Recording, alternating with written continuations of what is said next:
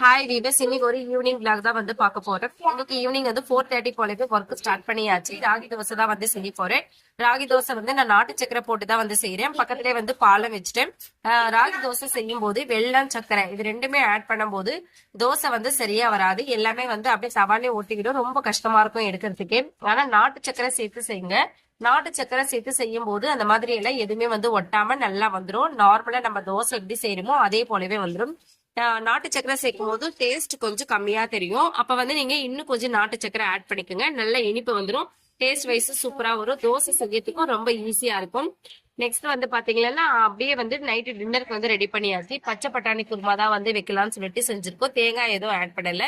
வெங்காயம் தக்காளி எல்லாம் தாளிச்சு விட்டுட்டு 2 கத்திரிக்காய் போல சேர்த்திருக்கேன். நிறைய வெஜிடபிள்ஸ் என்னென்ன இருக்கோ எல்லாமே சேர்த்துடலாம். நான் வந்து இன்னைக்கு கத்திரிக்காய் மட்டும் தான் வந்து சேர்த்திருக்கேன்.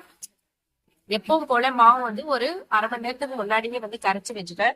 தோசை இட்லி எதுவா இருந்தாலுமே ஆஃப்டர் முன்னாடியே கரைச்சி வைக்கும் போது ரொம்ப நல்லா வரும். தோசையும் சரி இட்லி வந்து ரொம்ப சூப்பரா வந்துடும். இப்ப வந்து மாவு கரைச்சி வச்சாச்சு. நைட்டுக்கு ஒயிட் ரைஸும் வந்து செஞ்சுட்டேன். நைட் எப்பவுமே வந்து கம்பல்சரி வந்து ஒயிட் ரைஸ் இருக்கும். ரசம் வந்து நேற்று வச்சதுதான்.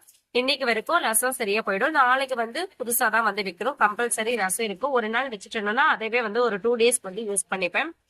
நைட்ல எப்பவுமே நாங்க வந்து தோசை தான் வந்து செய்வோம் மேக்சிமம். ஒரு 3 days வந்து சப்பாத்தி இருக்கும். மற்ற டேஸ்ல வந்து தோசை தான். இட்லி வந்து மேக்சிமம் இருக்காது. இட்லி வந்து கம்பல்சரி மார்னிங்ல இட்லி தான் வந்து வச்சிருவோம்.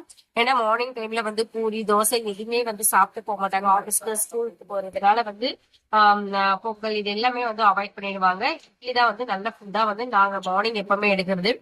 நெக்ஸ்ட் பாத்தீங்கன்னா சாம்பார் எப்படி இருக்குன்னு சொல்லிட்டு பாத்துட்டுல வாங்க. கொஞ்சமா தண்ணியா இருக்கு.